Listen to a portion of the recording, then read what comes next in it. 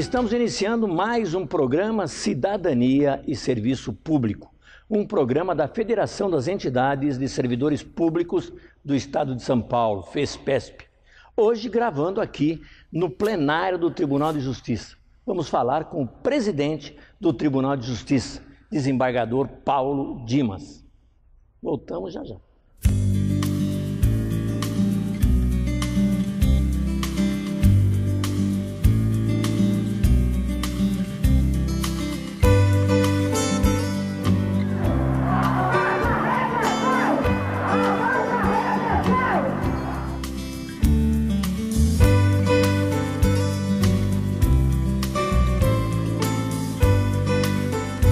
Estamos pedindo aquilo que nos é de direito.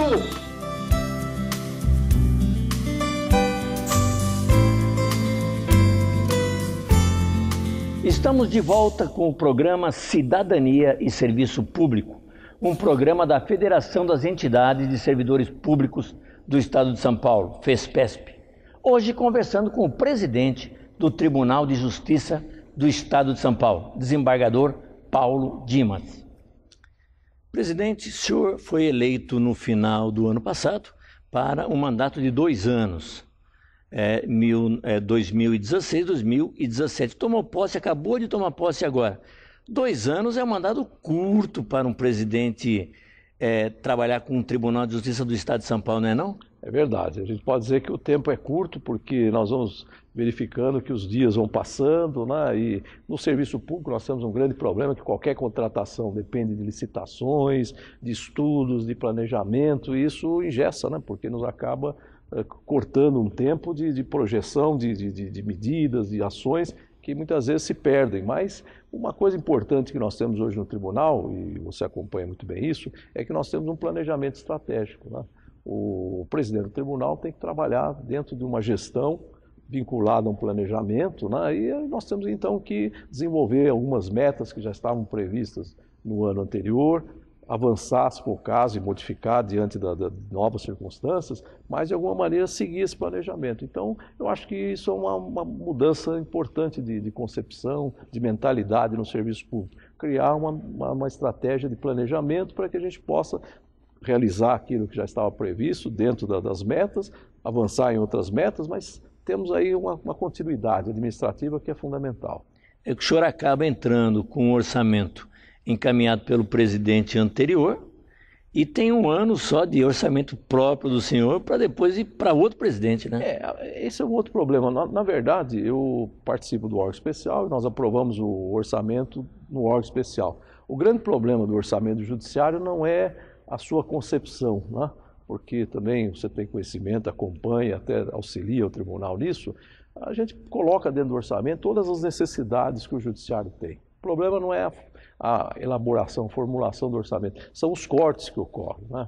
Então a gente faz um planejamento, tem aquelas metas já mais ou menos direcionadas e os recursos que nós eventualmente colocamos ali naquele orçamento, é justamente para realizar aquelas ações, né?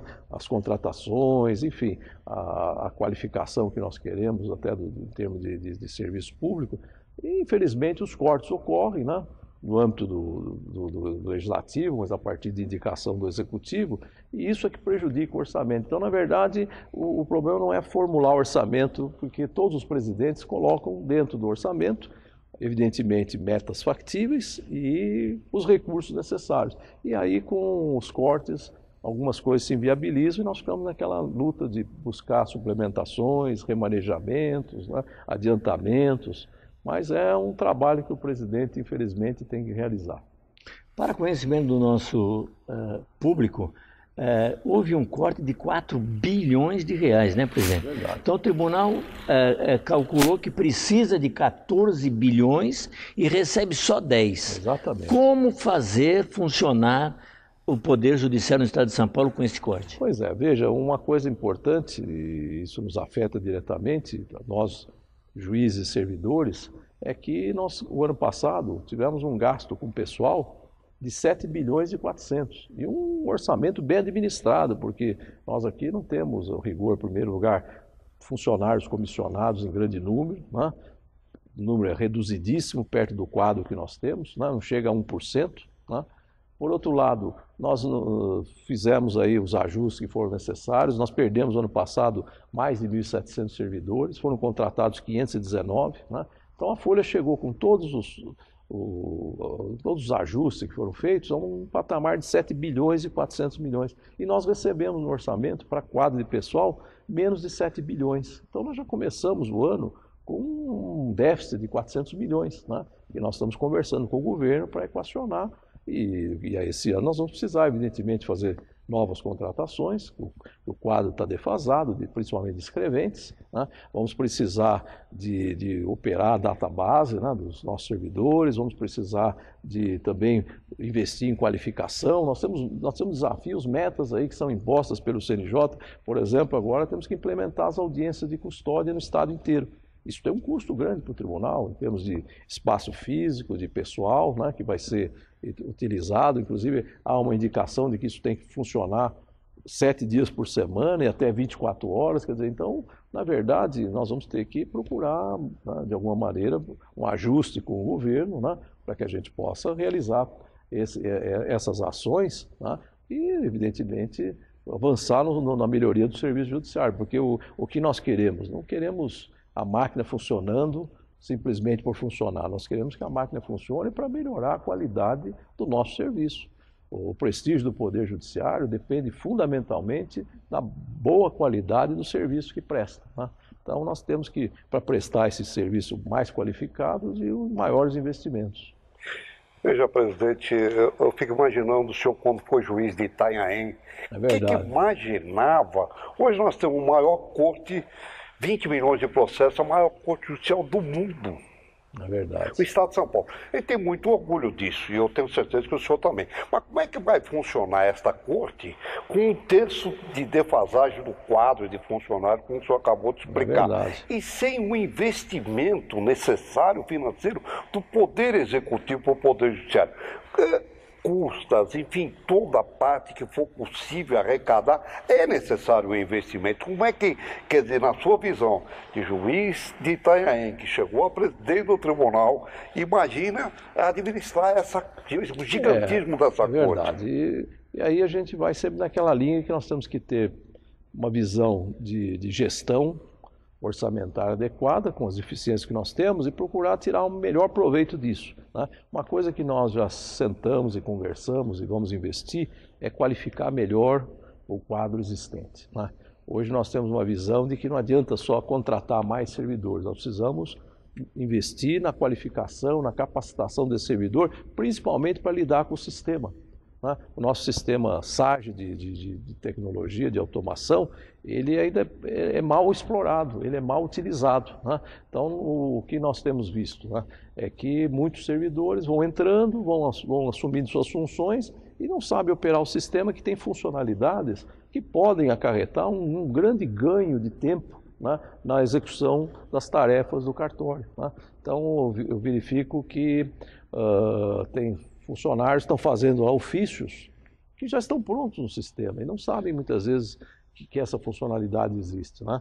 E uma série de mecanismos que muitas vezes o funcionário desconhece, precisa às vezes se valer do funcionário do lado para poder trabalhar, e isso vai numa situação que nós perdemos em produtividade. Então nós vamos lançar um grande programa de gestão de eficiência do SAGE, né? Já está pronto o programa, nós vamos lançá-lo brevemente, né? Provavelmente agora no início do mês de março, e vamos levar essa visão, né, nas reuniões que vamos fazer em todo o Estado, nas regiões administrativas judiciárias, e vamos empenhar os nossos juízes, os nossos servidores, para utilizar melhor o SAGE, porque isso vai fazer com que a gente não tenha necessidade de contratar um número enorme de pessoas, porque nós temos que fazer com que aquele quadro que nós temos possa trabalhar melhor, produzir mais com os mecanismos que nós já temos.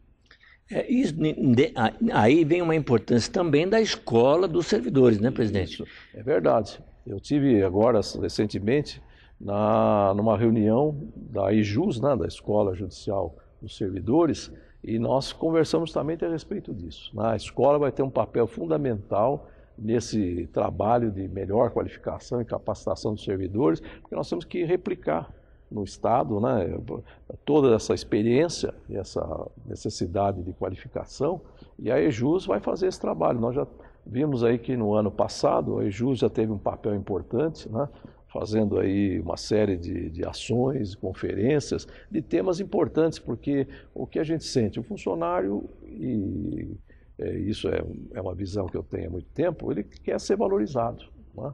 A valorização depende de investir não só em termos de salário, de dar uma remuneração, que é importante, evidente, mas também fazer com que o funcionário se sinta prestigiado e sinta valorizado dentro das funções que ele exerce, né? Então, o que nós temos que fazer? É, através da escola, dar a ele motivação, dar a ele suporte, qualificação. Eu vi uma série de ações, de palestras e cursos que foram feitos, que vão de encontro a isso, né? Manter o servidor com a mente saudável, né? Manter o servidor motivado no seu ambiente de trabalho. Então, eu acho que nós temos que trabalhar junto com a EJUS, né? O doutor Antônio Carlos Vilém, que vai assumir a diretoria lá, junto com outros colegas e os funcionários que compõem o quadro de dirigente da EJUS, estão todos motivados para realizar um grande trabalho nos próximos 2 anos. Nós ficamos muito contentes porque a nossa entidade sempre batalhou para que realmente existisse essa escola. Nós somos do tempo, entramos quando aprendia com o colega do lado. É verdade, né? É verdade. E, na verdade, os servidores precisam não só conhecer melhor o Código Penal, o Código Civil, Código de Processo, mas também a questão de gestão, né, presidente? É verdade. A escola precisa melhorar a questão de gestão que a gente vê, às vezes, em alguns cartórios, em algumas administrações. Nós precisamos trabalhar com uma certa padronização de rotinas, né? Agora nós estivemos verificando, por exemplo, o trabalho de digitalização das ações penais lá no Fórum da Barra Funda. Então havia uma discrepância muito grande na produtividade de um e de outro cartório, né? O mesmo trabalho, a mesma necessidade, só que um cartório, por exemplo, 2 funcionários faziam a digitalização de 10 feitos. No outro cartório, 6 faziam 2. Então, na verdade, o que é isso? É falta de treinamento, de conhecer melhor o sistema, né? Então, é isso que nós precisamos envolver todos, em primeiro lugar, numa mentalidade que nós temos que procurar a produtividade sem aumentar excessivamente o quadro. Porque os recursos são escassos e quanto mais nós dividirmos esses recursos, né, aí nós vamos ter uma maior dificuldade de termos aí gente bem remunerada, bem qualificada e satisfeita, né, na sua atividade. Porque, na verdade, em tempos de crise econômica, o judiciário que acaba sofrendo, que aumenta o número de processos e a demanda São Paulo é uma coisa, São Paulo é outro Brasil, na verdade é essa. E a gente discute mesmo em Brasília, quando tem acompanhado, e fica difícil entender a ausência de investimento financeiro para o Tribunal de Justiça de São Paulo. Nós somos do tempo que havia um investimento, que era respeitado o Poder Judiciário. Hoje, o Executivo e mesmo o Legislativo, infelizmente também, dependente do Executivo, hoje nós podemos dizer que só quem comanda é o Poder Executivo, que tem a chave do cofre. Mas isso tem que mudar. Não tem alternativa, nós vamos ter que ter, eu não diria um enfrentamento com o Poder Executivo, mas o Poder Judiciário tem que ser respeitado no sentido de poder ter condições de oferecer a cidadania, que é exatamente a justiça, quer dizer, paga imposto e nós, com muita vontade de querer fazer, nem sempre é possível. Então, custas, tudo aquilo que for possível de ingresso financeiro, o Tribunal de Justiça pensa em fazer um trabalho nesse sentido? Veja, o evidente que para o nosso judiciário crescer e ter a qualificação que nós pretendemos, é necessário o ingresso de um maior volume de recursos, né? Mas, a taxa judiciária, que nós recebemos só 30% do total arrecadado, né, ela se destinaria ao fundo de despesa, que é justamente para a modernização do judiciário. Não pode ser utilizado para folha de pagamento, mas serviria, por exemplo, para melhorar os nossos prédios, Rio de Janeiro, para acelerar, e isso, o Rio de Janeiro conseguiu que a totalidade da taxa judiciária seja recolhida diretamente ao judiciário. Essa é uma questão que nós já colocamos aqui. Eu, quando fui presidente da associação, trabalhamos justamente pela criação de uma frente parlamentar na Assembleia de apoio à autonomia financeira do judiciário, né? O deputado, na época, Rodolfo Costa Silva, trabalhou nesse sentido. Encaminhamos um projeto, está lá desde 2009, né? Acho que é o PL 11, salvo engano, que cuida justamente disso. E esse PL visa o quê? Que as custas, na integralidade, sejam destinadas ao Poder Judiciário. É uma luta, nós sabemos também das dificuldades que às vezes o governo enfrenta para fazer essa destinação, mas nós vamos trabalhar, como eu disse, dialogando com o governo, mostrando ao governo as necessidades. Eu preparei um relatório para o governador, porque o governador também tem as suas demandas, ele quer que o judiciário também atenda essa questão da audiência de custódia, da agilização das execuções fiscais. Nós temos uma série de agilização das análises dos processos das várias execuções criminais. Então, nós temos aí uma série de demandas que são de interesse também do governo.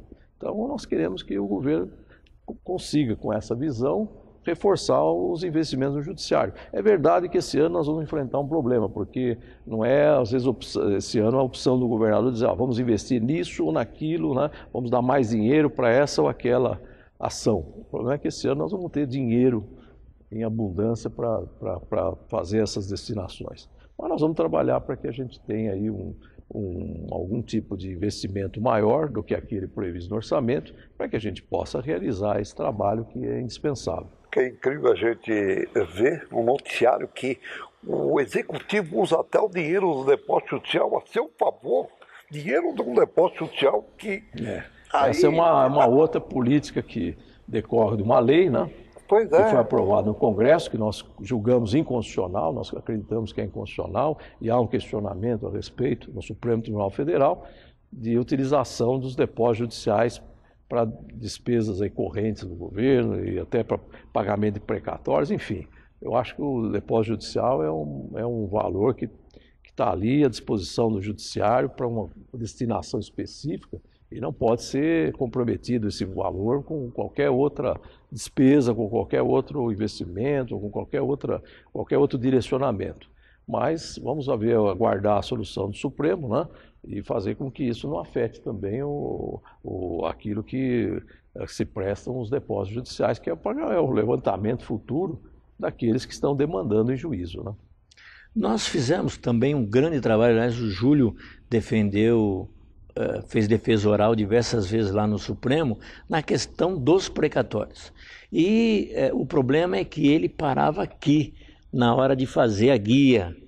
E o senhor tomou uma decisão, que era uma decisão que a gente já tinha pedido para vários presidentes, que era colocar horário extraordinário ou mais funcionários, alguma forma do pagamento desses precatórios. Queria que o senhor falasse sobre isso também. Isso é importante. Eu já o ano passado, antes mesmo de assumir, né, já tinha conversado com os colegas que cuidam desse setor de precatórios para nós agilizarmos a expedição das guias, né? É uma angústia muito grande, aquele que ganhou a demanda, né, já tem que submeter ao regime de precatórios com essas moratórias que ocorreram. E a imagem do Poder Judiciário fica comprometida, evidente. E aí chega no momento em que o dinheiro já está à disposição, surge a outra dificuldade de expedir a guia, porque também, muitas vezes, esse trabalho não é muito simples, porque eu justamente julgo essas ações de servidores e outras ações que envolvem muitos interessados, né? É preciso pegar o processo, identificar o valor de cada um, fazer os cálculos, pedir a guia direcionada à pessoa correta. Então, às vezes tem falecimentos, tem as habilitações, não é um trabalho muito simples, mas nós não podemos deixar que os processos fiquem parados. Então, desde o início, assim que assumimos, já deliberamos um trabalho extraordinário para fazer com que essas guias sejam expedidas rapidamente. Chegamos ao fim do primeiro programa, a primeira conversa com o presidente do Tribunal de Justiça do Estado de São Paulo, Dr. Paulo Dimas Mascaretti. No próximo programa, continuaremos essa nossa conversa com o presidente. Fique agora com o nosso noticiário.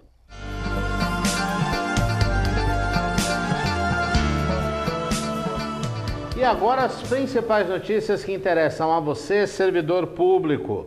O Sistema Ambiental Paulista iniciou uma campanha contra o mosquito Aedes aegypti, transmissor da dengue, do chikungunya e também do zika vírus. Todos os parques urbanos estão realizando mutirões de informação à população e varreduras para a eliminação de potenciais criadouros do mosquito.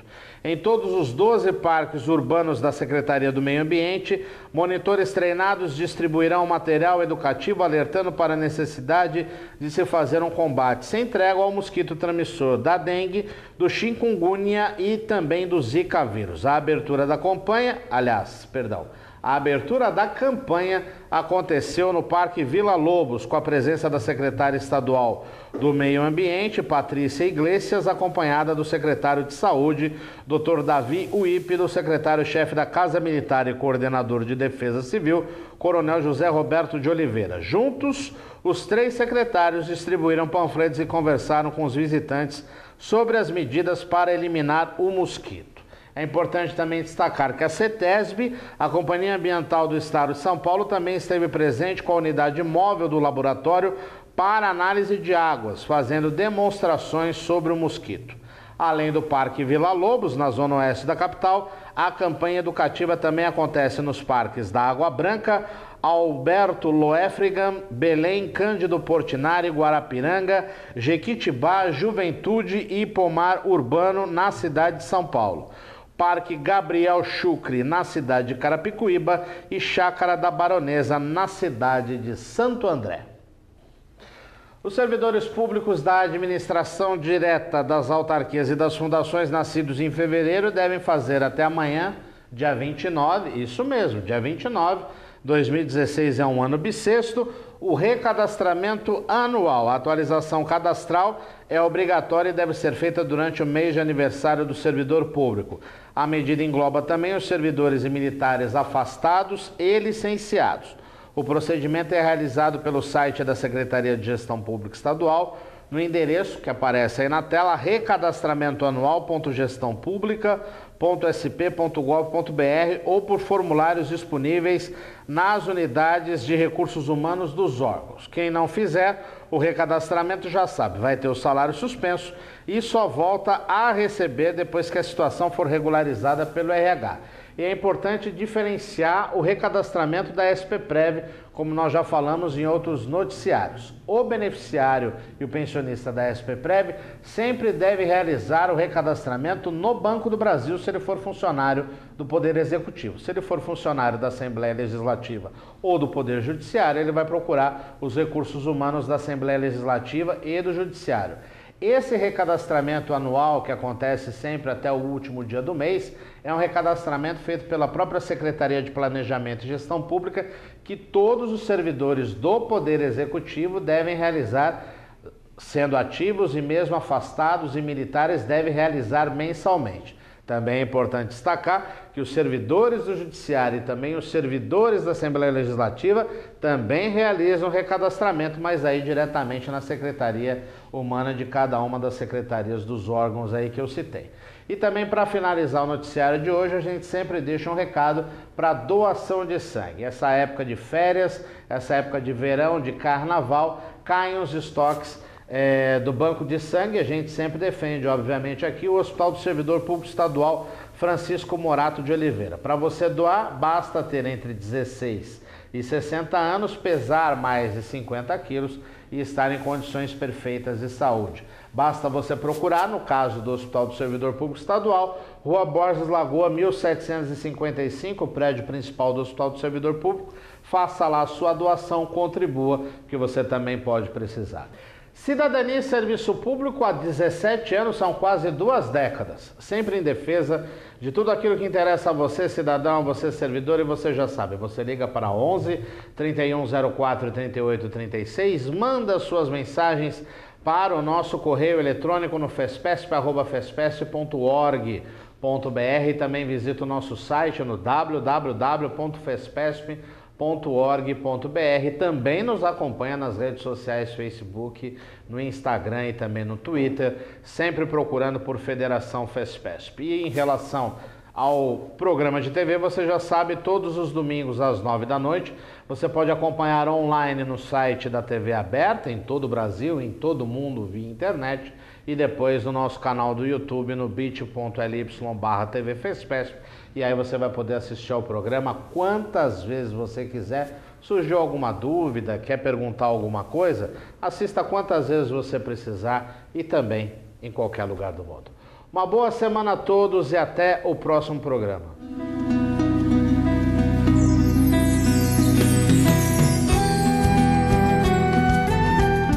Chegamos ao fim de mais um programa Cidadania e Serviço Público.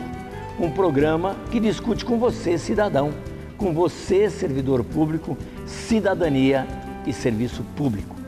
Até o nosso próximo programa, continuando a conversa com o desembargador, presidente do Tribunal de Justiça, Paulo Dimas Mascaretti.